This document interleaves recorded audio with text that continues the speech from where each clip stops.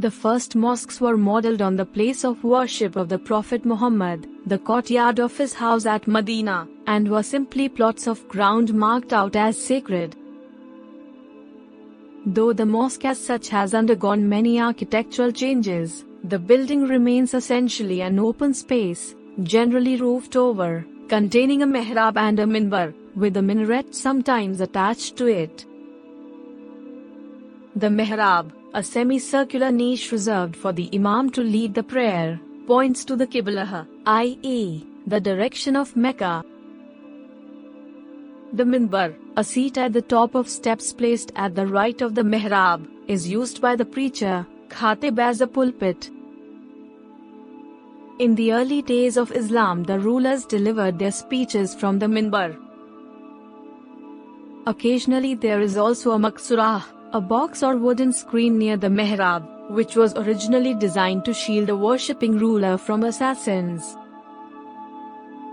Mats or carpets cover the floor of the mosque, where the ritual prayer, salat, is performed by rows of men who bow and prostrate themselves under the imam's guidance. Outside the mosque stands the minaret, madhanah, which was originally any elevated place but now usually a tower. It is used by the muezzin, muaddhi, crier, to proclaim the call to worship, adhan, 5 times each day. A place for ablution, containing running water, is usually attached to the mosque but may be separated from it. Beginning with Muhammad's own house, mosques came to be used for many public functions, military, political, social, and educational. Schools and libraries were often attached to medieval mosques, for example, Al-Azhar Mosque in Cairo.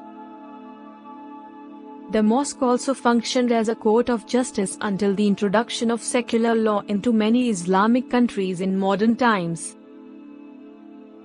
Whereas many of the social, educational, and political functions of the mosque have been taken over by other institutions in modern times, it remains a center of considerable influence. In some cases, a maktab, elementary school, is attached to a mosque, mainly for the teaching of the Quran, and informal classes in law and doctrine are given for people of the surrounding neighborhood.